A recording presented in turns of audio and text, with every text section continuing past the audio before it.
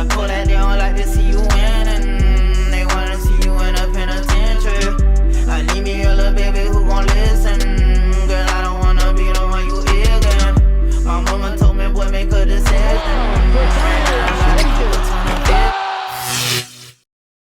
Welcome back, everybody, to another episode of the Clutch Talk podcast /YouTube/ We Do It All. As always, I am your host, John. Very happy to be here. My brother, what's going on, Junior?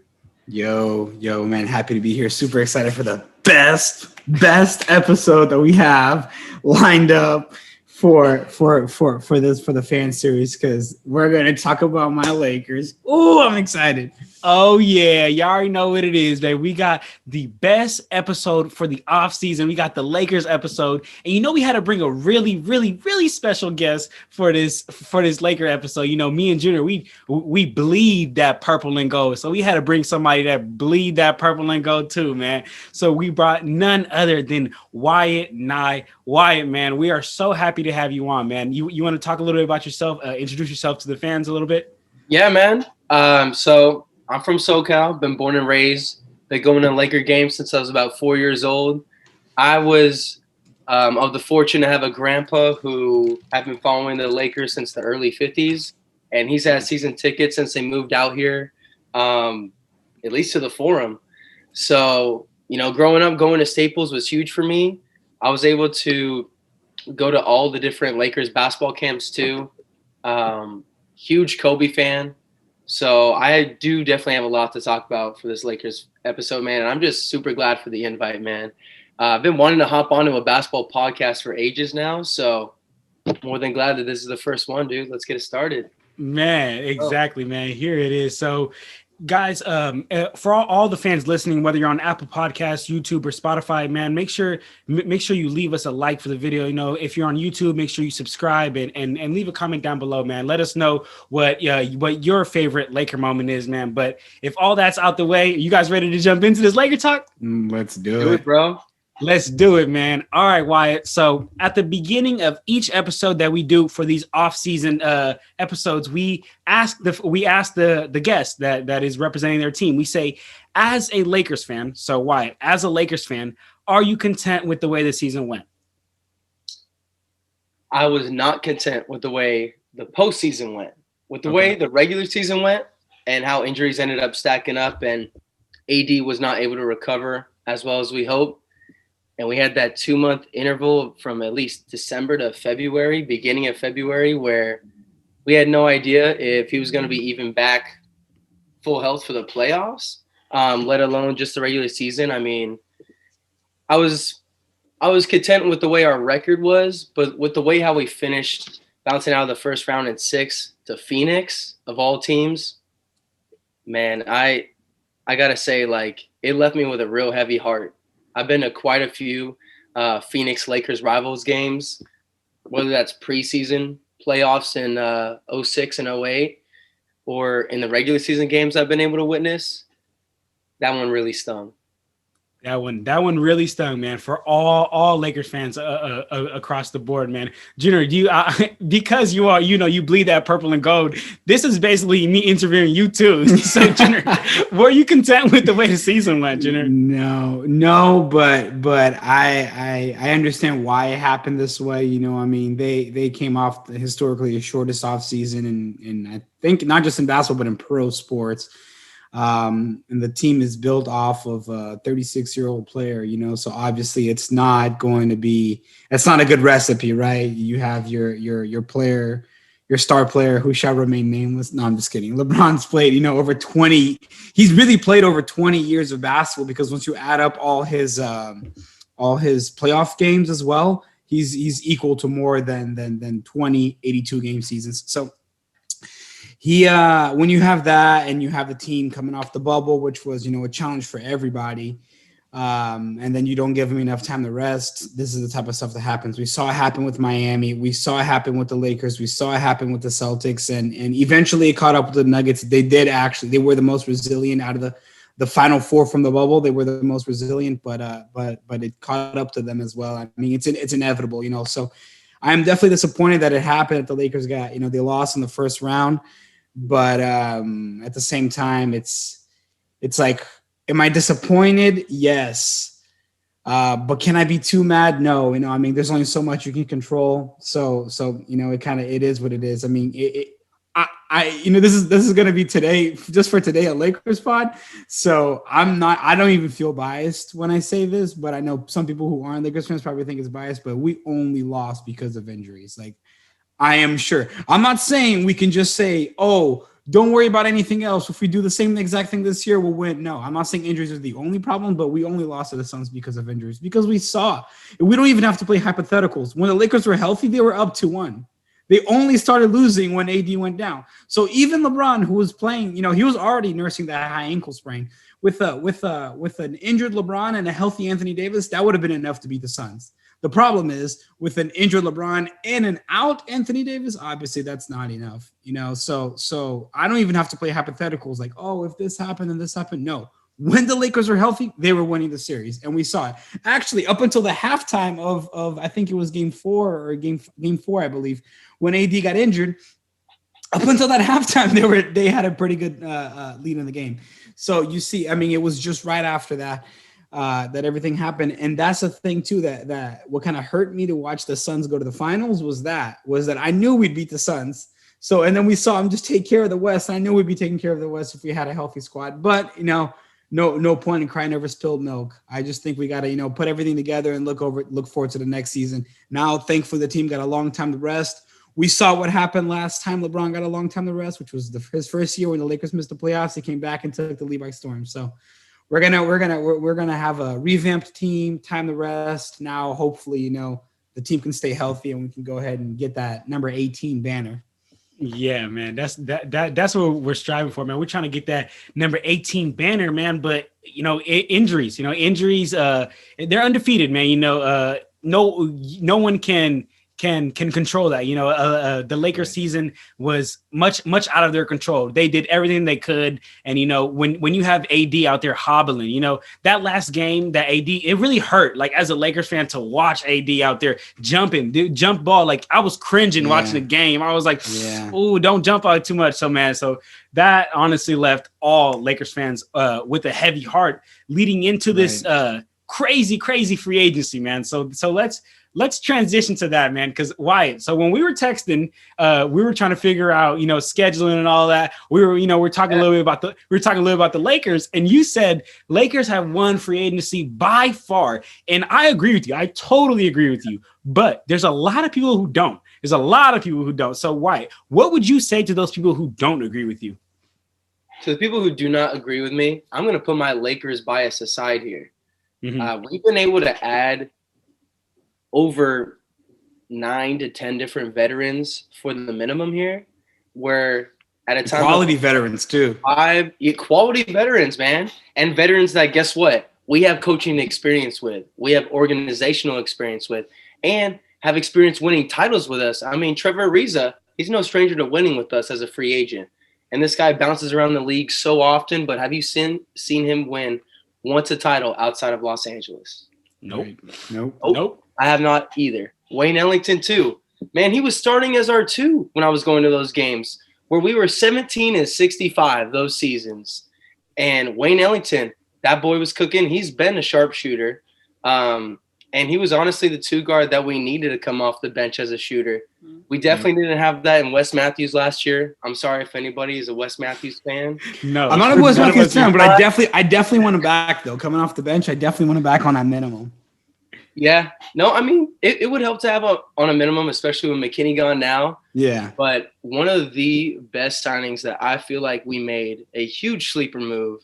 And because of this, I feel like we can use Schroeder almost as leverage. Kendrick Nunn was an excellent sleeper pickup for 2 years, man.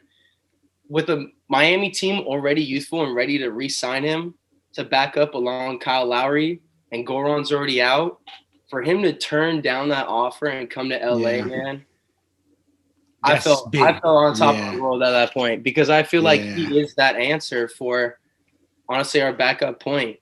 Yeah. He really. Go ahead, Wyatt. Go ahead. Oh, sorry, my bad. I'll let you go. No. Go, I was just gonna say, like, you talking about Kendrick Nunn, like, he really is a I wouldn't say a better version of Dennis Schroeder, because I personally think that Dennis Schroeder is more of a scorer, right? He's more of a pure scorer, and that's what that's what, like, me and Junior always talk about Dennis Schroeder, off camera, and I always tell Junior, like, he has so much value because he just, like, when LeBron isn't on the court, he's a bucket getter. He starts the offense, he initiates the offense, but the problem is he thinks he's worth 90 million, and he's not worth 90 million, right? Exactly. And it's not even just that too. It's just the fact that he demands to start. Like, how valuable would Dennis Schroeder be to this team if, when LeBron is taking a rest, he could be on the floor getting the buckets? But no, he wants to be out there with the starting five, and that's what ends up screwing him, because he was so good in Oklahoma. He was so good in his past teams because he was providing scoring off the bench. That's what made him such an asset. That's what made him. He was literally a candidate for 6th man of the year. Like, if he continued in that role, he would have fit in so nice with his team. Like, that's why I don't even necessarily am so adamant on letting go of Dennis Schroeder. I'm happy to keep him for the right price as long as he understands his role. And that's the important thing. And that's what made the Lakers so good in 2020. The players understood their roles. McGee didn't play a whole series in the playoffs, didn't mope. Dwight didn't play a whole series in the playoffs, didn't mope. Then when we needed them, their numbers were called, they were ready to go. And that's what we didn't see with Schroeder. We didn't see that with Drummond. And that was a difficulty with this team. Yeah, and I think we'll get that with Nunn. That's why, Wyatt, I want to highlight what you were saying. Like, I think that Kendrick Nunn was such a sleeper pick, and now it allows us, like how you said, to let Dennis walk, and that won't really hurt us as bad. I wasn't saying he was better than Dennis whatsoever. I am not putting that out there. Kendrick's got plenty of room for growth though. But I'm saying, as a just piece in general, we already have Russ as the starter, so there's no questioning who's going to be the starter at point there. Right. But yeah, I just think, honestly, as a backup piece for somebody who doesn't want a lot of money and only wants it in for the ring, I mean, he's been there once, and the team he lost to, bro, was the team he joined. So I just gotta say, like, I feel real strong about this Lakers free agency pickup. Outside of him, I think Dwight is also probably like my third favorite pickup that they made. I think just letting him go last year was one of the biggest mistakes we had, and you could see it on the defensive end. Marc Gasol, not that defensive player of the year that he once was, and definitely not that rim protector. I think he's a great passer, but as somebody who definitely, like, started his career up on rim protecting in general, I think it's definitely fallen off. So bringing Dwight back, great pickup. So who was your favorite signing so far? Like, out of all the signings, doesn't necessarily have to be the best steal, like we said with Kendrick Nunn, but best signing overall.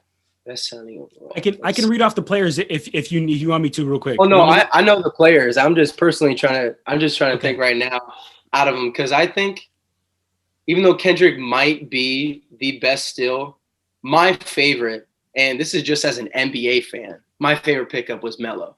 100%. Melo. I think this guy deserves a ring. He has been trashed every single year by every single sports commentator who thinks, oh yeah, he didn't live up to the draft height, because he was drafted in one of the best classes of all time. Right? There's no questioning that. And as somebody who is a member of the Banana Boat crew, I think it's definitely his time. I mean, it sucks that Chris couldn't get his in this last finals, but I think, like, Melo, it's about time. It's definitely about time for Melo. But man, Junior, and we saw the contributions. No, go ahead, Junior. Go ahead. No, I was going to say, we just saw the contributions he was able to give to the Portland Trailblazers last year, coming off the bench on a minimum. So that's just an automatic, bucket getter off your bench. That's great to have. Yeah. And especially with him now understanding his role, unfortunately it took him being out of the league to understand his role. So now he knows what he's coming into, man. But and we're seeing these players too, like, just real quick before we transition now, we're seeing these players like Dwight Howard, Carmelo Anthony, Vince Carter. They were stars in their heyday, but now that they're getting older, the ones who understand their role stay in the league longer, right? And I think that's what we're seeing. A lot of them who don't, they're out of the league, unfortunately, within a couple of years. Definitely, man. Junior, so Wyatt's favorite free agent signing, we just heard was Melo. Who has been your favorite free agent signing so far? Free agent? I think it would be Kendrick Nunn for me.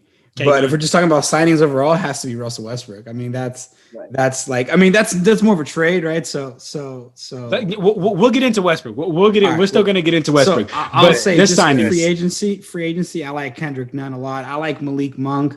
I love keeping Taylor Horton-Tucker. You know, I've been talking about Taylor Horton-Tucker for years. We'll get into. For years. I'm gonna. Hey, why we got some stuff to talk about with THT. And we got to talk about my boy AC too, because man, that one hurt. But I just one thing before we move to the next topic though, is why I was bringing up why the Lakers won the free agency, which I agree with as well. And we have to remember one thing: Rob Pelinka is doing this with one hand behind his back because he still has $5 million of Luol Deng on the books. Imagine if Pelinka did all this without $5 million. See, like what? It's like, man, that guy is the GOAT. I'm saying we got to give Pelinka a statue yesterday, man, because he's doing this with $5 million less dollars than anyone else has available. And man, like thankfully it's the last year of Luol Deng on the books. But man, I mean, it's just incredible what he's been able to do. And it's funny because when he started up there with Magic, everyone said that Magic and Pelinka were just a horrible front office, you know. And someone actually, I saw this joke go around. I was like, what if Magic is just holding Pelinka back, and he's like this genius GM? And it turns out it's true, and Magic really was holding him back, you know. But I mean, the writing was on the wall if we think about it. I mean, Kobe Bryant is one of the most dedicated athletes and professionals of all time. He entrusted his career to Rob Pelinka. I mean, if Kobe trusted him, like, he had to be right about him, and he was. I mean, Pelinka's really that dude. He does deserve a statue, man. Man, Rob is that guy over there in LA. For me, man, you know, for the free agent signings, I would have to say that my favorite is actually Malik Monk, man. I think Malik Monk is going to fit great on the team. He's going to bring such youthful energy. We know Malik Monk can jump out the gym, man. You know, and especially now with Staples, you know, we're going to have some fans coming back, man. I'm just waiting to see Malik Monk throw one down and have the place blow up, man. And then it's a totally different game. It's like playing 7-on-5, man. We got the crowd with us, out there. But Wyatt, man, before we get off the topic of free agency, man, yep. I want to ask you this. Are there, you know, the Lakers been, you know, just busting, making moves like crazy in free agency, but like, is there any free agent that you still feel that like we should target, or any player you think that we could realistically get that we need still? Realistically, that we can get that's left. I mean, I don't think there's too many guys out there left that I feel like we could target. I wish personally, other than a couple of the guard moves we made, I was really all in on that possibility of landing DeRozan when we had the chance to, because bringing back somebody who has been a huge figure in South Central Los Angeles since high school. I mean, the guy who really represents Comp 10 to the fullest degree. I love DeMar, and I love his spirit and his energy. And he's one of those players that when he started more of a stardom in Toronto, a lot of his mid-range game, it looked dead near identical to Kobe Bryant. And since then, I've been a huge fan of him. So I was all in on us going for him as the 2. But honestly, yeah, I couldn't really see us getting any bit more to add us to be even more stacked than we are for the next season. I think we're more prepared than any other roster in the league, though. And I'll tell you that. Yeah. Now, I definitely agree, man. I definitely think that we're extremely prepared, and we're an extremely well-rounded team. You know, I know people like Jay Hill kept calling us the senior citizen. He kept calling us the senior citizen place, man. But I'm not worried about that. We have 30-year-olds. Yeah, we got some older players, but I mean, LeBron at 36 was the best player in the league. So what does age matter for, man? Taylor Horton-Tucker is younger than both of our rookies, and he's entering his 3rd season. Think about his age and his expertise.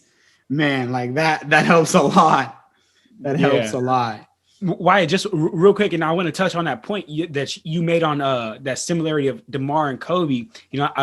I was listening to a podcast, Club Shay Shay with Shannon Sharp, and he had DeMar DeRozan on, and DeMar DeRozan actually was talking about how he grew up watching Kobe Bryant, and he emulated that mid-range game, and throughout his first couple of years in Toronto, that's all he went to, man. That's all he studied. So that's crazy, IQ of you being able to spot that and be able to make that comparison. Hey, I mean, I didn't even know that Shay had him on his podcast and that Shay even had a podcast. The only time I ever listened to those two is Undisputed. So I don't know. Great minds think alike, I guess. Man, for real, man. So let's talk about this THT guy. Let me before we move on though, let me say something else. What do you guys think about picking up Avery Bradley and DeMarcus Cousins? I think they could address some good. There's still free agent guys who are still available. I think having DeMarcus Cousins would be good because Marcus Gasol's a little unreliable sometimes. And we don't have another center aside from that. I mean, unless Anthony Davis is going to play more center, which I'd love, but I don't know that's internal. And then Avery Bradley, I think, could be a good defensive presence. Coming off the bench, obviously he wouldn't be starting. He wouldn't even be second option because that'd actually be Kendrick Nunn. But as a third option or maybe as a two guard coming off the bench, I feel like those would be two good signings. What do you guys think? I would personally love the DeMarcus Cousins signing, man. On Avery Bradley, man, I'm still low key, to be honest with you, got a sour taste in my mouth from that bubble situation. Like, sure. It just to me, it's just like your whole team's gonna go and you're just gonna not go. Like, you're just not gonna go. Like, how are you gonna ever be part of this team or any other organization? And if you really look at, I know it's only been one season, but like he didn't do nothing this season because I feel like all NBA teams now are looking at him weird. They're looking at him sideways, like. You're not even really rocking with us, man. But that, that's like besides like the point of basketball. But I think DeMarcus Cousins, like how you said, Junior, would be huge because he would provide another big body, man, for when like you said, when Mark isn't there, but also for when AD decides to not be AD. We know that AD can either just not play in games because he hurt his little shoulder or something happened, or AD isn't playing to the potential that he can, because I know. As Lakers fans, we know that there's tons of times we see like, AD, like, what are you doing? Like, go to the hoop. and he's sticking with those little mid-rangers, a fadeaway. Like, so to me, I would love to add a presence like DeMarcus Cousins to just bully somebody inside, man. Why? How you feel about those two signing, about Avery Bradley and DeMarcus? I like the DeMarcus pickup. And I was going to say that an Avery Bradley pickup would be great for our perimeter defense after losing AC, but I think you make an excellent point about the bubble. That's something that had almost slipped my mind completely because at least in that regular season, I was loving on AB then. But yeah, to quit on your guys in the bubble there when everybody else is making that sacrifices. And it wasn't even just the players too. Those refs, those families, everybody's out there and was away from each other. And especially during the height of the pandemic, man, when all you have left to really live for at that point is basketball or staying at home, you choose basketball, Exactly, man. So, no, I feel you. I gotta agree with you on that. I feel you exactly, man. But why, we touched a little bit on Schroeder, and you brought up the point of K Nunn was just such a good pickup because now it gives us a little more leverage that Schroeder could walk. But what does Wyatt, if Rob came up to you, Wyatt, he was like, Wyatt, tell me what I'm gonna do with Dennis Schroeder, and you decide. What's the deal? What you trying to do with Schroeder? With Schroeder, I'm trying to recoup all those draft picks I got rid of to get Russ. And trying to honestly pick back up some of the young talent that we had shipped off years ago. I was really on the hype train before LeBron of keeping at least Lonzo and Brandon Ingram together. I love Brandon Ingram's scoring ability, and I think Brandon is going to be one of those guys for the next couple years. He's not just going to be that all-star that just slides in at the last vote. I think he's going to be those guys who's going to be like within the top 5 scoring of the whole league. So I'm thinking, honestly, New Orleans, they got a lot of draft picks out of their trade. To trade back with New Orleans for Schroeder, and they have an old Bledsoe, I think it would be good for their development, to be honest. They don't really have another point beside him in New Orleans. And then at the 2, I guess if Nickeil Alexander-Walker's still there, they have plenty of other time to develop their guards. So trading Schroeder to New Orleans for a couple first-round picks and honestly, just some salary cap space too for the next year. Because if he's honestly demanding this bag, playing him as much as you can this season, it'll serve him well in the offseason. Yeah. But when it comes down to it in the postseason, I feel like there's going to be a little bit of that like uncomfortability between him and some of his other teammates who they're all in it just for the ring to begin with. And they might be getting those same amount of minutes like Nunn might get. And he might be dropping as many points. Who knows? I mean, I know Schroeder can attack the rim. He certainly can. Like I think honestly, Schroeder is one of those really, really underrated guards who can always attack the rim. But trading him at his highest value right now, I think is the best move that Rob can make to stack up those draft picks. Yeah, most definitely, man. Yeah. Junior, how do you feel about Schroeder? I agree, and it's so cool.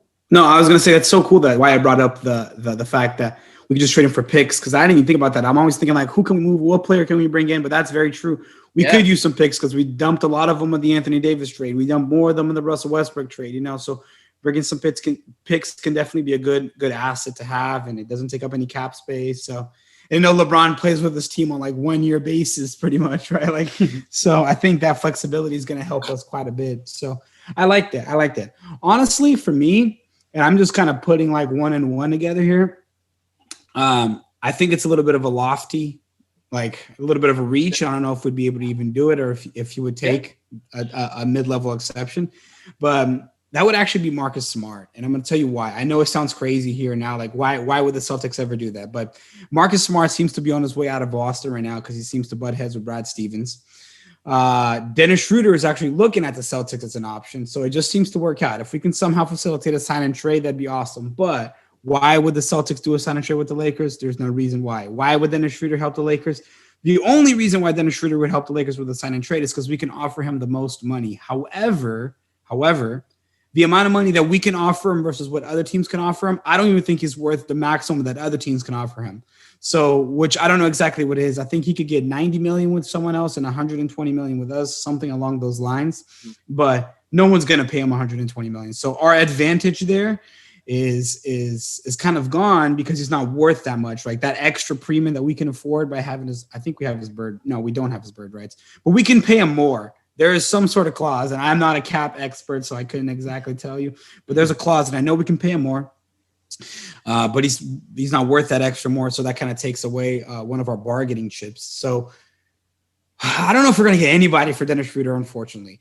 Personally, I would like to have a sit down with Dennis Schroeder, and then it's a complete change of heart because if John knows, I was out here saying get rid of him as quick as possible. I'd like to have a sit down with Dennis Schroeder, and I'd like to talk to him about bringing him back coming off the bench like he was in Oklahoma, obviously for a reduced price. That $84 million that we offered him is out the window. He should have taken it when he could have. Now that's gone. Man, all we can offer him, I think, is pretty much the mid-level exception. So I don't know if he's willing to take what $9 million a year. I think he could probably make more than that. He was asking for damn near 30. Like we can't give him that, but I don't think he would take $9 million. I think he is worth more than that. So he probably doesn't take it, but that's my first choice. It's like, hey, we'd love to keep you around, but these are the stipulations under which we could keep you around. If you're clear on that, we can go for it. If not, we can try to move you somewhere else. But then at that point too, he's going to be like, man, you wanted me to take $9 million, screw you. I'm not signing, trading anything. I'm out of here. So it's a fine line to walk. And I trust Rob Pelinka. I think that whatever, he can do, I'm sure he's doing. And I'd like to, my personal choice would be, I'd love to move for a player like Marcus Smart or somebody for that value. I'd love to move for picks like Wyatt said, or keep him. I would hate to lose him for nothing. But unfortunately, that is what might happen given the circumstances and given that our only advantage is offering him more money that he probably wouldn't get anyway. So it's kind of how I feel. But what about you, John? How do you feel about Dennis Schroeder? Because I know you like what he can bring as far as scoring. But obviously, when last time we talked about this was before we had Russell Westbrook, who obviously can score, rebound, and assist and pretty much do everything else better than Dennis Schroeder. So what do you think, John? Man, for me personally, I know I really like that outcome that you gave. Having that genuine sit down with Dennis Schroeder. Like, look, man, like there's just not a spot for you to start. Like, Like, you're not going to start over Russell Westbrook. You're not going to start over LeBron. Like, it's just not. There's no. But the place. second unit is all yours. All Score yours, as much like, as you want. Do what you want. Like, come down court, run your high pick and rolls, get to the hoop. Like, do whatever it is that you want, Dennis, man. But like how you said, the biggest thing, the biggest caveat on this is if we can re-sign Dennis Schroeder for the right price. If we can't get him for the right price, man, let him walk, man. And I know I've touched on this twice, man, but I'm just mind blown because Wyatt, that was just such a good statement that you said with the K Nunn, man. Like, that makes me that I didn't even think about that until now. To be real with you, like, I'm like, man, like, we really can let Dennis Schroeder walk, because as a Lakers fan, I've just been waiting until the second that Dennis Schroeder signed somewhere else, and now the second unit really doesn't have that much of a score if Russell Westbrook, LeBron, and AD are starting, and we'll get to Westbrook and all of that, man. But man, this whole Dennis Schroeder situation is extremely, extremely sticky. And I think that my biggest answer, to answer the question would be, if we can get Dennis Schroeder at the right price, fantastic, wonderful. I'm happy. But if we can't get him, let's not cry over spilled milk, man. Like, we have K Nunn, he's like a Walmart version of Dennis Schroeder. I think he's on the same tier as Dennis Schroeder, to be completely honest with you. Wow. Like, I think he's on the yeah, he took a little bit of a drop, obviously, last season, but with the promise that he was showing me, I think if we can continue to develop him, he's right there. He's right there. Obviously, Schroeder is the better player, but I don't think it's as far as maybe most people think, in my opinion. Okay. I agree. All right. Oh, sorry. I was just going to add a point about K9 too. Not sure if you guys are sure, but Kendrick's been friends with Talon Horton-Tucker since freshman year of high school. So these guys have been working in the offseason every single year they've been in the league, every year they've been in college. So honestly, seeing those two guards leading the bench, man. Yeah, THT's going to be a lot more fit in with that chemistry there. Like, if Kendrick's got that with THT, those guys. No, Dennis. No, that's true. That's true, man. See, THT is doing me so proud right now. He's only like 21 and he's already recruiting players. Oh man. So why, man? I want to ask you this one last question before we get into the real juicy Russell Westbrook stuff, man. So why, man? Like, we lost some key players, man. Like, we definitely got some great players back, but we lost some guys that were just like, part of the purple and gold, like, heart, man. We love those guys, right? First, one of those guys being Alex Caruso, KCP, Kyle Kuzma, Montrezl Harrell, Andre Drummond. Andre Drummond he kind of came on last year, but whatever, right? But basically, what I want to ask you is, between KCP, Kuz, Trez, Caruso, and Drummond, if you could have one of those guys back, who would you want to have back for this season? Caruso. Hands down, Caruso. And, my boys watching and listening to this podcast too, they know I got a Caruso jersey too in storage. So I'm a huge Caruso head. I've loved the energy that bald Mamba has had since he joined our squad. The amount of hustle this guy has. I mean, he's diving on every loose ball. He's leading the defense. And I have not seen LeBron really get behind a role player as much as he has with Caruso before. So just seeing that connection of him just immediately joining LA and seeing a young kid out of Oklahoma who just started hooping just out of nowhere. I mean, this guy was really just a sleeper out of his draft, went undrafted, came out of the G League. So I just always loved this story. But he's on a greener pastures now. He's going to get a lot more love in Chicago. And I know the memes are already circulating about MJ, like, passing the torch over to Caruso. But, no, man, much love to him. I miss him. I wish we still had him back. I really do.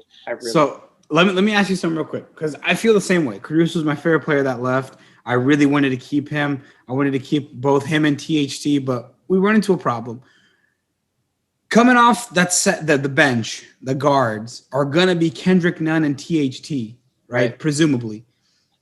Would you start Caruso? Or in the second unit, would you have Caruso over any of those players? Like, THT, I mean, he's a developmental. situational. Huh? It's totally situational. Depends on who we playing. Because Caruso is a dog on defense. Dog. Yeah. Like, if you go out there, let me think. Like off the top of my head, let me think. If you go out there, Kyrie Irving. I'm not saying Caruso could guard Kyrie Irving. I'm not, because nobody can guard Kyrie Irving. But I'm saying Caruso is going do whatever it takes. He's a Matthew Dellavedova. He gonna run all over the court, run 94 feet. I'm all in your face, and we love that, man. We love that. Yeah, Kyrie Irving, try Stephen Curry. Let's go watch that game again. That elimination game, Caruso was all over Curry. Like, no, Curry still got this because Curry is the best shooter of all time. He's a top 15 player ever. But you seen him when it was crunch time. Caruso was putting the clamps. Like, man, if Jay Hill was here, he would have lost it. Jay Hill was hard. But hey, facts are facts. Facts are facts. Go watch the video. Go watch the tape. It's all on tape. Yeah. Like I'm not even exaggerating anything. Go watch the tape. He was taking, obviously, like I said. No, like I know Jay Hill's gonna listen to this. Is gonna be like, oh yeah, well Curry dropped 30, or I don't know. Curry probably dropped 40 points because Curry's Curry. What I'm saying is that when it was time to crunch down, I saw a lot of lost possessions and responsibility of Alex Caruso. So Caruso, man, I agree it's situational, but I think he wouldn't have run that many minutes. Now, at first I was pissed off because he left. I really was. But then I saw that he actually got Chicago's offer, brought it to the Lakers, and they didn't want to. They were actually willing to pay him less, but I think what the Lakers were offering him was a lot less. So they weren't willing to be ballpark, which kind of pissed me off regarding the front office. But if they're trying to save money, because I think they could have signed him with bird rights, but although we are playing really close to the hard cap right now, but what I was trying to say is, I don't know if they decided to save money now on Caruso. I'm wondering what they have up their sleeves still for the remaining 3 roster spots. So I don't want to form an opinion on letting go of Alex Caruso until the roster is completely filled out. Because what if whatever kept us from, like somehow we still somehow let on Buddy Hield, for example. I wouldn't know how except through a Dennis Schroeder sign and trade, and even then. But if we somehow land on a Buddy Hield, and then it turns out that if we would have kept Caruso, we couldn't have landed on a Buddy Hield or something like that. You know what I mean? So I need to see how the roster is going to shape up before I decide how I feel about it. But off the top, it sucks to lose Caruso. It does, because he was one of my favorite players. I always said my next jersey is going to be a Caruso jersey, and I was just waiting on to make sure he was going to re-sign, and he didn't. And that's the tough part. Like, and it looks like it wasn't even fully his. It looks like it wasn't even fully his fault, because I guess the Lakers weren't trying to match that. So let me see. Another player that I actually kind of wasn't very happy about losing was surprisingly, and that's because the price he went for, was actually surprisingly Andre Drummond. I didn't like the way he played. I didn't like his attitude, but the same way that Dennis Schroeder, I'm saying we could go ahead, sit down and talk to him. I think we could have done the same for Andre Drummond, because he's going to Philadelphia on a minimum. He's going to Philly on a minimum. On a minimum never really hurts. I mean, I guess it could hurt chemistry, all that stuff, but that's a player that I would have loved to kind of, sit down and talk and say, hey, hey, big man, what's going on here? Because he's got the potential. If Dwight Howard in his late 30s can understand his role and transform himself into a serviceable role player, why can't Andre Drummond do it at 28? Right? Man. So, but it looks like the Lakers didn't even offer him anything. So it looks like maybe they tried to have this talk and it just didn't fly. And maybe he still thinks he's Andre Drummond from 5-6 years ago. And I don't know. If he was expecting a start, he just went to back up arguably the best center in the game. So and again, that's if Anthony Davis is not a center, because Anthony Davis is better than Joel Embiid, and I need to put that out there. But he went to go back up, a great player in Joel Embiid. So I don't know what he's expecting as far as role, but that's that's one player. And before we move on to the next topic, I just want to say something really quick. Another player that I would have liked to bring back on a minimum, Ben McLemore. He was really coming to himself at the end of the season. And you saw, he was starting to he was a streaky shooter, but sometimes he would hit 7 threes. That's a player I would have liked to have kept on a minimum. I know this is more of a fringe thing, it's not he's absolutely crucial to the Lakers, going to the championship was having Ben McLemore. That's not the case at all. But would have been cool to keep a player like that, like a shooter coming off the bench, kind of like we got with Wayne Ellington, But on a minimum, I like, and that's exactly why I want to have Wes Matthews back too, because he's a little scrappy on defense, which is cool. and he can shoot the three. Sometimes he's a little inconsistent, but we dealt with inconsistency with Kuzma. We dealt with inconsistency with KCP. What's one more, right? Like that's kind of what I'm thinking. So I want to keep Wes Matthews, obviously for the right price, but we're gonna see. And Dudley, man, like he's supposed to be the locker room guy and stuff. The thing is, he's in LeBron's inner circle, so that makes it a little tough not to re-sign him. But I do not want to use a spot on Jared Dudley, man. A roster spot on Jared Dudley. That would suck, but it's probably gonna happen. It probably is gonna happen, man. But all right, man. So Wyatt, let's get into maybe the biggest news that we've not even just for Lakers, just for the NBA, man. Like one of the biggest news, just totally changing the landscape of the NBA. Russell Westbrook goes to the Lakers, man. Wow. All right. Wyatt, tell me your initial thoughts. When you first got the notification on your phone, where were you? What were the thoughts in Wyatt's mind? Let me hear. I have the exact moment down, man. And I will tell you what, it was one of the trippiest days ever. It was literally the day I moved. I moved down from the Bay Area here to Southern California. I was keeping up tabs just on like notifications for free agency. And when I was driving down, I noticed midway through the day, hey, there's breaking news here. There's rumors that Russ is in the works to come to LA. And I thought, man, that'd be a pipe dream. Like him moving back home to LA. I'm moving back home. Like nothing be better than that this day, right? Swear to God, 4 hours later, I am 5 minutes out from my new place. And I check and I get one of those Bleacher Report notifications just pop right up. It interrupts the middle of the song. And I check it and I see just the name, Russell Westbrook, joins LAL. I go to pull over to the side of the road. Nope, I'm not even kidding, man. I pulled over to the side of the road. And I called probably 2 or 3 of my really close friends who have been diehard Lakers fans from the beginning. First person I call is my best friend, Joey. He's also another guy who he's gone to several different Lakers games with me out to Staples. But, man, I was screaming. I was losing. I was flipping. Like to have the stats sheet stuffer, the guy who's been doing it since college, I was fortunate enough to watch him at Pauley Pavilion at UCLA. Wow. But now bringing him back to LA, man, it made me scream. It made me cry tears of joy, dude. It was one of the happiest days of the year. You can't even explain it. You can't really put any other words to it, man. It was phenomenal. Special. Phenomenal, man. All right, so Junior, what were your initial thoughts on this Westbrook trade? Mixed feelings initially. So I was a little, obviously, like most fans, I was concerned about spacing. I was concerned about what was going to happen with the rest of our team salary cap wise, because I know he's on a massive contract. That's the negative side. I'll talk about the positive side in a little bit. So I was concerned about spacing. I was concerned about the salary cap, and I was concerned about shooting. So those are 3 things that were the negative sides. The positive side is I was happy because this guy's an absolute bucket, right? I mean, he puts up 20, 20, and 20 for fun. And I was thinking about, man, like Russell Westbrook is a great facilitator. LeBron's a great facilitator. He's going to go out there. I mean, him pairing with AD is going to be insane.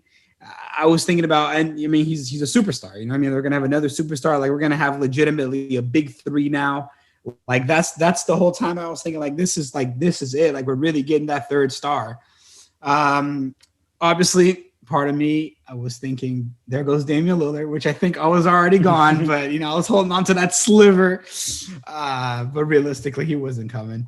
But I was happy. I was happy with having Russell Westbrook because I mean, our prime free agent target signings were, keeping Caruso, maybe signing DeMar DeRozan, and we ended up with Russell Westbrook. I mean, it's just a different brand, like when you can end up with a player like Russell Westbrook. And it's the thing that I talk to you a lot, John, too, is no matter what, like this did not happen without LeBron and Anthony Davis talking to him and being like, okay, we want this guy. So if LeBron and AD signed off on it, it's gonna work. I mean, it has to, like it has to. There's no way that we're gonna be like, they're gonna be playing with each other, and be like, oh shucks, we never thought about how this spacing wouldn't work. We never thought about how this one would. It's LeBron. He's probably the smartest basketball player ever, and he's got pretty much authority over any team he plays for. So I definitely think that it's something they talked about, and then that made me a lot more optimistic too. And I'm thinking like, man, if LeBron signed off on it, like I trust LeBron. I think he's earned my trust as far as basketball IQ. So, I was really happy about it, and I was excited to have a player like him. And you know what? Something else that I wanted to bring up when we're talking about Caruso.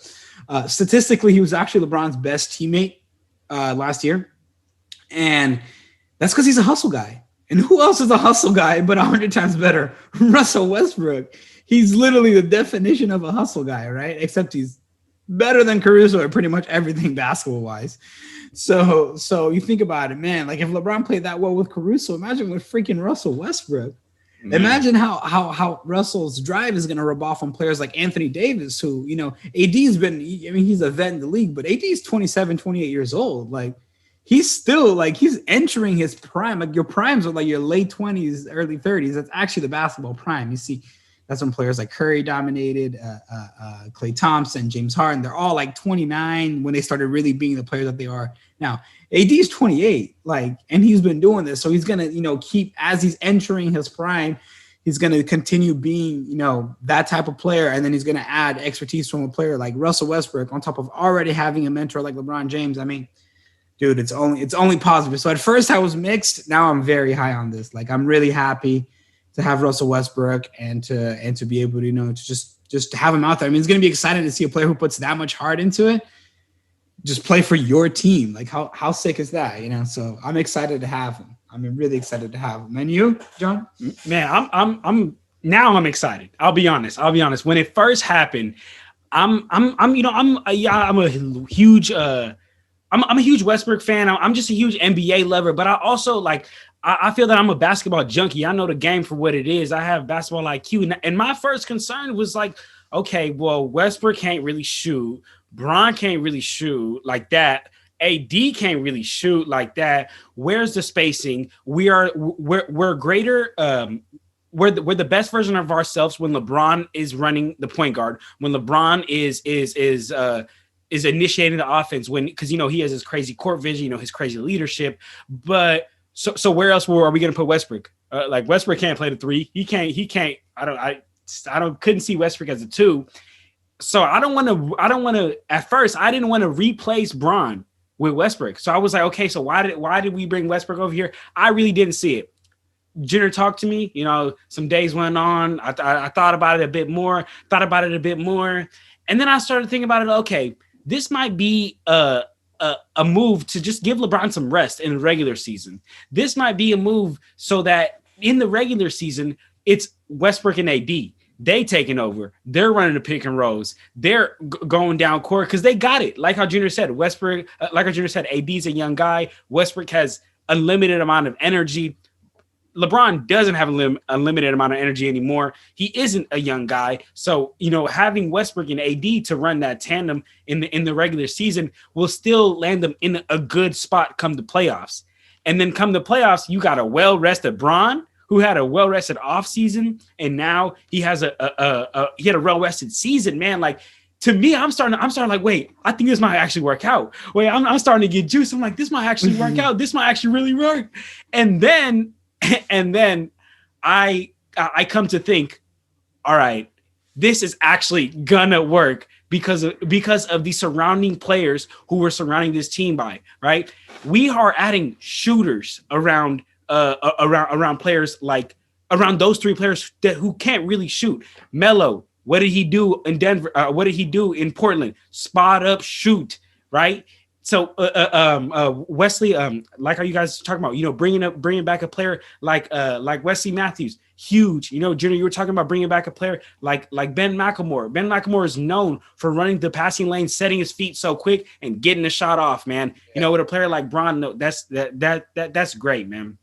But sorry for that little tangent, guys. I just got a little excited. Wyatt, let me ask you a question, Wyatt. When it comes to this Westbrook and Bron and AD little big three tangent we got going on, right? So, like I said, the Lakers are better or best when Bron is the one, running, really leading the team. But Russell Westbrook only knows the run. Russell Westbrook is the greatest version of himself when he has the ball. You can't tell Russell Westbrook, hey, can you tone it down a little bit? Because that's not his game, okay? That's not his game. So, Wyatt, let me ask you, do you want to see more of Bron at that one, like how we've seen that works? Or do you want to see Bron play the three? Because Bron could play the three. So what do you want to see? Me personally, I think keep Russ where he's at the one, man. Like, honestly, having an uncaged beast like that on the court at the one, you got to keep him there. I think LeBron is one of those guys who he could fit into a numerous amount of positions, whether that's on the defensive end or the offensive end. He's really good at backing down in the post and drawing that double team and either kicking it behind the back to a cut in 4 or 5, or just honestly just driving straight in and kicking it out to a wing.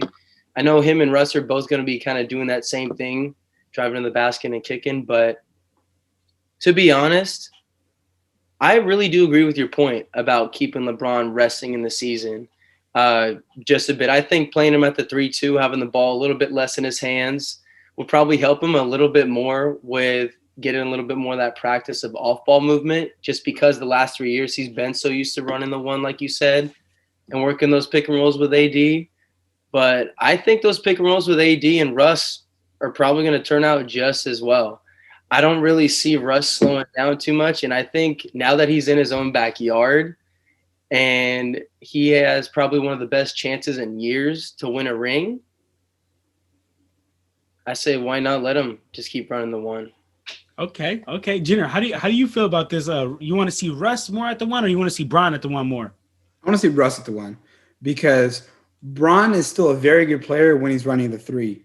When you take Russ out of the one, I mean, what are you going to really leave him to be a spot-up shooter? Like, that's not reliable, right? So, and Russ is he's a great playmaker. So it's not like, obviously he's not as good as LeBron is playmaking, but that's just because LeBron is really, really up here as far as a playmaker. But I think that obviously you don't want to leave LeBron as a spot-up shooter, but if you can dish it out to LeBron and then he can run his own play, or he can drive, or he can shoot. I mean, he can shoot better than Russell Westbrook, right?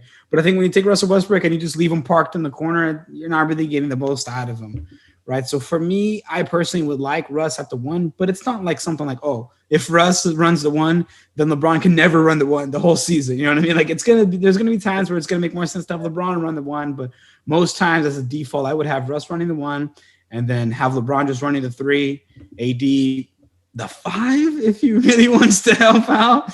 That would be awesome. But I mean, it depends who we sign as to fill out the roster. We could probably have him still run the 4 and be good. But yeah, definitely Russ running the 1 for me. And you?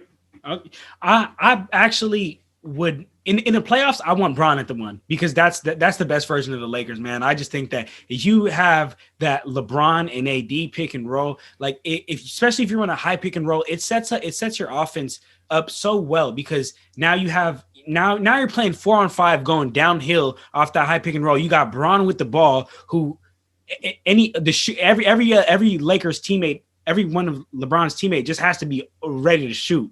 Right, with LeBron coming downhill with a defender on his hip, and you got AD rolling to the hoop, LeBron has the option of attacking to the hoop, kick out for a shooter, or hit AD on the lob. I don't think that a Westbrook pick and roll could even get close to that. But like I was talking about in the regular season, you know, we need Westbrook. We really would need Westbrook because, like how we saw, man, LeBron he's getting older, so one injury it takes a bit longer, man, and it takes a lot longer. So I personally, in the playoffs, definitely want to see more of that Bron in the 1. But in the regular season, we need Russ. Realistically, man, we need Russ.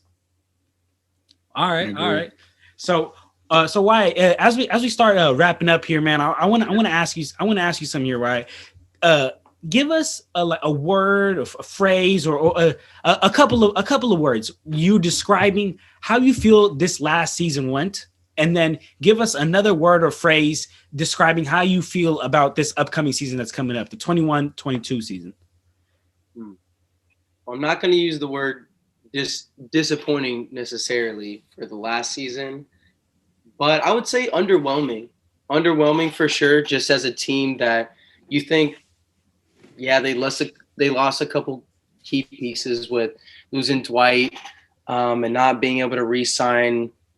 I mean, AB wasn't really there, but not being really able to have enough time to practice and have enough time to really get back to that same rhythm that they were riding, honestly, mainly in the bubble. Because if we watch them in the regular season, the year they won it, they looked a little bit more off than they did just this last regular season. So I think it's really about balancing the time of like when the team really gets momentum and really starts gelling well. But yeah, I would say last season was underwhelming. This one is going to be explosive. Oh, I like that. Underwhelming and explosive. Not just the players. It's explosive because we're really getting our fans back. It's explosive because we have another chance now to say, okay, yeah, the bubble was no mistake. It was no asterisk. We could still win it this year.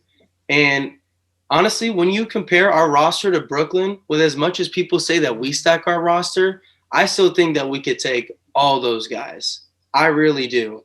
They're just as injury prone as us. And I think we have a little bit of better leadership and better track history too. A lot of it. Who is their leader? Kevin Durant? And we have some guy, this guy right here, by the name of LeBron James. They don't have that guy on their team, so it makes it a little tough. And let's not forget about that boy with the brow, AD, because the Nets have nobody for him, man. Nobody. No. But Junior, let me ask you, you bleed out purple and gold too. Give us a word or a phrase, describing how you feel this past season went and how you feel about looking forward to this next season.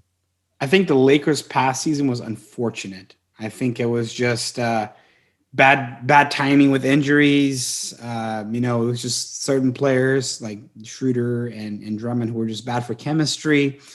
I think it was just I almost want to say experimental, right? Because on paper, the 2021 Lakers were better than the 2020 Lakers on paper, right? You have Andre Drummond, you had Dennis Schroeder, that was a better team. That was better than Avery Bradley, better than Danny Green, better than that 2020 team, better than JaVale McGee. That starting five that they had compared to this year, this was a better team. But I'll say it was like an experimental year and it didn't go so well. And obviously, I think it's not just, like I said, locker room guys, but also the injuries for LeBron, for Anthony Davis. Across the board, the team had lots of injuries. Caruso was battling injuries. Then a Schroeder was in and out of health and safety protocols. Like, the whole team, pretty much. And then for next year, for this upcoming year, I liked Wyatt's word, explosive. That's a good one. I think exciting. I think experimental, but I have more confidence in it because, it's not like, oh, we're wondering how Dennis Schroeder is going to feel. Like, no, we're wondering how Russell Westbrook's going to feel. Like, there's a floor for Russell Westbrook, and it's higher than a lot of players' ceilings, right? So exciting. I mean, I'm really excited. I was just thinking about it. You guys were talking, and sometimes I would just get like these flashbacks to Laker games, man. I remember those lobs to AD, and I'm thinking, man, like Russell Westbrook's going to be throwing lobs to AD too? Like, man, that's some exciting stuff. So definitely exciting is one of them. Exciting. And I almost want to say redemption because a lot of teams are, yes. I feel like, I mean, I'm not trying to because then people are going to hear, they're going to think, oh, they're playing the underdog. Well, I'm playing the underdog. I understand we have LeBron. I'm not trying to be like that, but a lot of people do say, oh, the Lakers won in the bubble because it was the bubble. Oh, see what happens when it wasn't the bubble. They got bounced in the first round without taking into account injuries, without taking into account fatigue, any of that stuff. So I'm not saying the Lakers are underdogs because that'd be ridiculous, but that they've been counted out by some people, they have. And I think it's going to be a good year to prove them. Okay. Prove them wrong, rather. Yeah. For me, what I would say for this past season, I would say it was a clutter. It was a lot of messes. In our way. Whether it be injuries, whether it be Andre Drummond thinking he's a starting center over AD, whether it be Dennis Schroeder thinking he's worth $100 million, like whatever it is, man. It was just some clutter that we couldn't get through it. And for this next season, clarity, man. I can see clearly now. The rain is gone. You know what I'm saying? I think it's time Bron and AD just takes over, man. And shout out the Lakers Film Room podcast. I was listening to the Lakers Film Room podcast, and they said that in the past years, the Lakers teams have just been really defensive overwhelming, but this year it seems like they're just like, all right, forget all that. We're gonna outscore everybody now. So whoever going to try to score, we're gonna put up more points. And you could see that, man, with these additions that they've made this offseason, man. But I do really like Wyatt's word, that explosive word, Wyatt. That's perfect, because that is gonna fit the team and the Staples Center, man. Like that was a perfect word. I like that, man.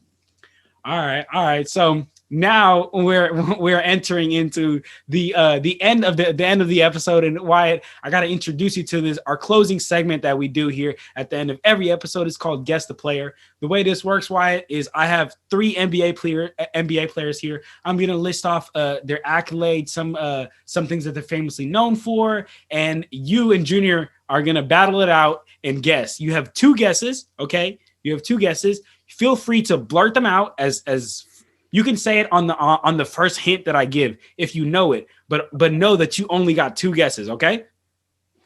Okay, let's do this. Hey, John, can I stop you real quick? So this is an extremely fun segment. I love this segment every time. It's a tremendous amount of fun.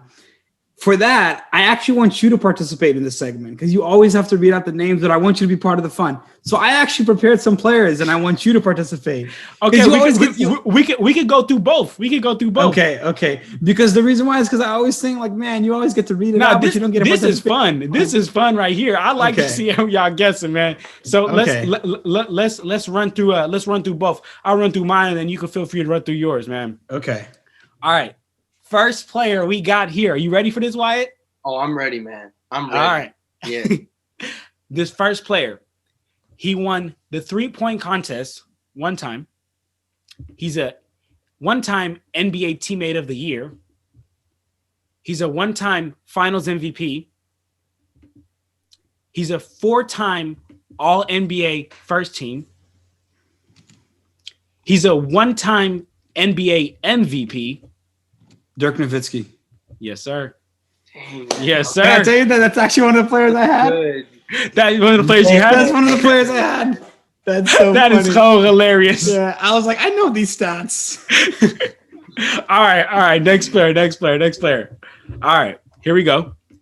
This guy has multiple 50-point triple doubles. He is a 2-time All-NBA First Team. He's led the NBA in games played 5 different times. He's a 2-time scoring champ. Westbrook? Yes, sir. Okay. I had to throw that with it. Yeah. Good. That's a good one. Do it. Wyatt, these are hard. I'm telling you, man. These are hard. All right, here we go. Third player. He's a 5-time All-NBA First Team. He's a 2-time block leader. He's an 8-time All-Star. He's a 1-time NBA champ. He's a 1-time All-Defensive Second Team. He's a 5 times rebounding leader. David Robinson? Nope. You got one guess. Wyatt, you still got 2. Yeah, no. He's a 1-time slam dunk champion. Okay. Are y'all ready for this next one? Be quick on this next one. Okay. He's a 3-time defensive player of the year. It's not David Robinson. Okay, y'all better be so quick on this next one, okay? Okay. Here we go. This next hint might give it away. He's famously known as being a Superman. Shaq? No, you're out of guesses. What? Shaq is Superman. Well, I know the only one left. Definitely Dwight Howard. Yes, sir. It has to be Dwight. But Shaq is Superman. No, he was Superman back in the day. We all know. We seen Dwight jumping on that 12 feet hoop with no, I know. After Superman that, I was out. Well, I would have gone Dwight after Shaq. Hoops. All right, Junior, you want to run your guess the player? Yeah. Let me run mine. Okay, so I have 5 players now. I have 4. So should I run all 4? Or you want me to just run 3 of them? I'm whatever you feel. I'm cool. Let's run all 4. So Dirk is out. All right, let's do this. Okay, so I'm gonna start with the hardest guess, the most general, and then it'll get more and more specific. Okay. So let's do this. He's a 2-time MVP, 14-time All-Star. His number is retired by one team. He's mostly known for playing his whole career with one team, but he did play 1 year with one team before retiring. Paul Pierce. Okay? No. Paul Pierce played on the Nets and the Clippers too. Oh yeah. It's okay. Here's another. He was on the Dream Team. Charles Barkley. No. Oh, We already did Charles Barkley. All right, let's see if you can get it, Wyatt. Yeah. No, I'm still. He's nicknamed after a profession. After a profession here. Yeah, like his nickname is it's a job. I already know who it is. Oh, It's okay. He's a top 5 all-time scorer. Oh, Karl Malone. Yeah. Yeah, I got you. It's I had to okay. think of like job mailman. Yeah. Yeah. Oh, that was a good one, Wyatt. That was a good one. That was a good one. All right. We still got 4 more. We still got 4 All more. right, come on, let's do this. Okay. Or 3 more. No, you got 4 more. Okay. Next one. This one's a little bit harder. Okay, you have to save your guesses because obviously, as I start getting save your guesses because eventually the last guess makes it really easy because somebody's got to get it. All right, 1-time champion, 7-time All-Star, 2-time Defensive Player of the Year, 2-time block champion. He won gold with Team USA in the year 2000. His number is retired by one team. Nothing so far? Here's a little fun. Here's a funny one. Huh? You want me to start over? No. Oh, do you got more still? No, I have really just one more, but I can come up with another one. Okay, go ahead. This one's more of a funny one, but he's actually mentioned on 2 songs by famous LA rappers, The Game and Tyga. So he's been name dropped on songs. Oh man. If you want the name of the songs, The Game song is called Church for Thugs, and in Tyga's Rack City. I'm gonna think about the whole lyrics. I need to I'm running through the lyrics in my head right now, bro. All right. 1-time champion, Okay. 7-time All-Star, 2-time Defensive Player of the Year, 2-time block champ. He won gold with the U.S. in the year 2000. His number is retired by one team. He's mentioned on 2 songs by famous LA rappers. And I could give you another one to make it easier. I'm gonna do my first guess. Go for it. Is it Kevin? No, wait, hold on. Yeah, this is gonna look bad. Kevin Garnett. No. I just gotta get that out of the Good way. guess though. I'm like, for some reason. All right, Give us another one, Jenner. All right. Do you want me to give you like a really obvious one or? All right, let's just be quick because I don't have any more written down, but I can come up with more. Okay. Let me pull them up real quick. All right, this one's all right. Think about this one, okay? Think about this. This is gonna be an easy one. It's gonna be kind of a giveaway. His name is a time of day. It's not spelled like it, but it sounds like it. Think. He's retired? He's retired. Time of day. Damn. Sounds like Jenner, a time of day. You got me. This is a difficult one. Damn, I can't. All right. I'll give you the years. I'll give you the years that he won. Okay. Okay. That should help. So he was an all-star, 94 through 97 and 2000 to 2002. That's 7-time. Okay. He was defensive player of the year in the year. So don't look at, y'all can't look it up because if you just look it up. No. 1999 defensive player of the year and 2000 defensive player of the year. Oh. He was a champion. This one should help. Okay. Because you just got to think who was. He was a champion in 2006. Shaq? No. Oh, wait. No. Alonzo Mourning. Alonzo Mourning. Oh, man. Alonzo Mourning. Alonzo Mourning. Got it, dude. You got it. Man. Alonzo That was a Mourning. good player to use. Yeah. Damn, that's a really good player to use. Like, I forgot. Because like he was everybody even- knows, but you don't immediately go to Alonzo Mourning. Yeah. Oh, that was a good one. That was a good one. All right. I got another one that I think is going to be good too. Wait. Okay. All right. 8-time All-Star. Okay. He didn't actually start his professional career until he was 25 years old, but he had an 18-year-long career. Okay. 3-time block leader. He's a Hall of Famer. This one might give it away, so think hard. 4-time Defensive Player of the Year. Okay, I'm gonna run through the. Dennis Rodman? No. Good guess though. Hold up. Okay. So this one you have to think about. Okay. This one you got to think about right now. He has a signature move. Think about that carefully though. Hakeem Olajuwon. No, that's good. Yeah, no, it's not. It's not. But I was gonna say, let me finish a sentence because I was gonna tell you. He has a signature move, but think about it carefully. It's a signature move. It doesn't need to be a dribble, but when you do this move, you know who you're referring to.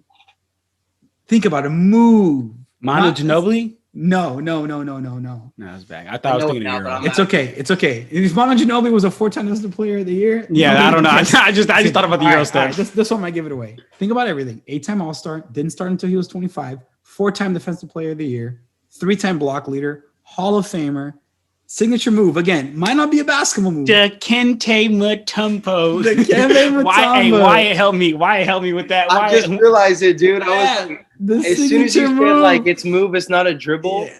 I realized I jumped way too quick because I was like, "Oh, dream shake." I know. No, that's why I was like, right, "Wait, don't even say it." Exactly. My next hint was gonna be he has 7 names. His name is 7 names long. He's got a long name. And then after that, if you guys didn't get it, I was gonna say the move is the finger wag, and then you guys just had to see who was gonna jump. Oh, man, right. I can't believe that. It's cool. We got 2 more here. Yeah. All right, we got 2 more. All right.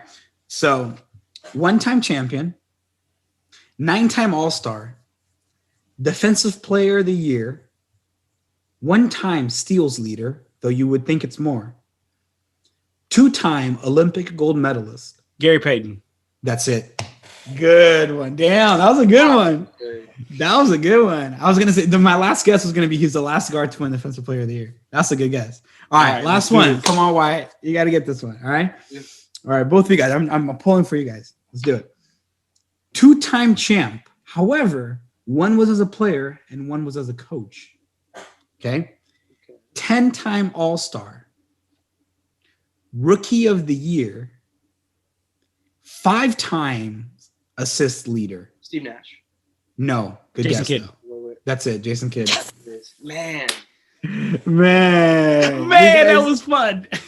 See, it's fun. That's why I wanted you to participate I in it just too. realized that, man. As a coach, he's assistant. No, I'm trying to think. that was fun. Man, yeah, you're right. I jumped. No, that was good, man. You kept up. You were doing well. You did well. This was a fun one. Man, this was I so. want to do that segment again. That was awesome. Yeah. Why? Don't you worry. We're most definitely gonna have you back on, man, because like this here, we're starting to wrap it up here, and why we really want to thank you. We really appreciate you, for blessing us with your time. You have insane basketball IQ, man. Like your knowledge on the game, especially on the Lakers, is very, very high, and we love having guests like you, man. That know what they're talking about. So why we really want to thank you, man, for your time that you come and spend here on us, and we're definitely gonna have you back on, man. You got any last words you want to say for the fans? You know what? Just last words. You guys are gonna see me back on here again. Super glad to be here, and super appreciative of literally anybody else's time, whether you're watching via YouTube, whether you're listening through Spotify. The fact that you guys came to join John's Clutch Talk podcast, man. Thank you so much. It means the world to him. Absolutely. It means the world to all of us fans that we get to get our voices out. And it's not just in a barbershop. It's not just in a friend circle. Get it out to the world. So thank y'all again. And thank you for having me on. No problem. Thank you, man. So, Junior, you got any last words you want to say for the fans? No, I just appreciate it. I had a lot of fun. Talking about the Lakers. I talk about the Lakers all day. So this is a lot of fun. Thank you for coming on, Wyatt. Thanks, John, as always. And I'm glad you got to participate in the guest player because that was a lot of fun too. I see the fun you say from hosting it. Mm-hmm. So I'm just excited, man. I'm excited for this Lakers season. I really am. Can't wait for it.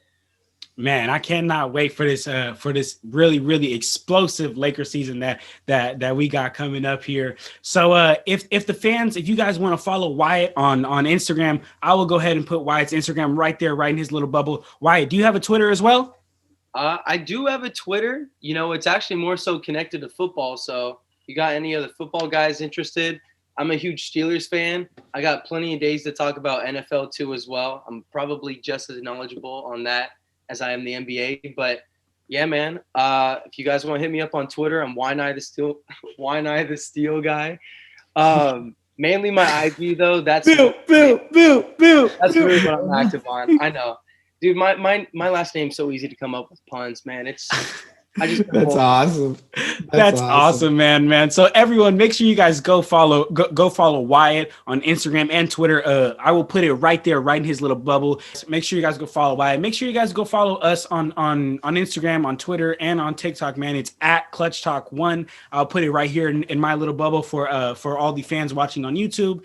And just get at us on there, man. We absolutely love debating on Twitter. So come debate with us. We'll talk to you about whatever, man. Come get at us on Instagram. We always have interactive polls and episode updates, man. So just get at us on there, and I'm just really excited for this Lakers season coming up, man. So Wyatt, one more time, man, thank you very much, man. We appreciate your time. Thank you guys. Appreciate it, man. Thanks, all right, man. we out here, y'all. Clutch Talk out. Peace. All right.